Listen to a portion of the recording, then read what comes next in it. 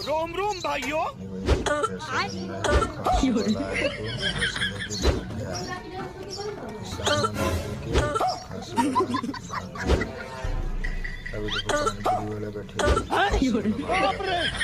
Breaking news, लगातार खांसी वाले चोर का आतंक बढ़ रहा है। कहा जाता है ये चोर हवा की तरह आता है, सामान चोरी करके ले जाता है। क्या पता जिस टीवी में आप न्यूज देख रहे हैं वो टीवी गायब करके ले जाए, तो आप लोग भी हो जाए साउथ।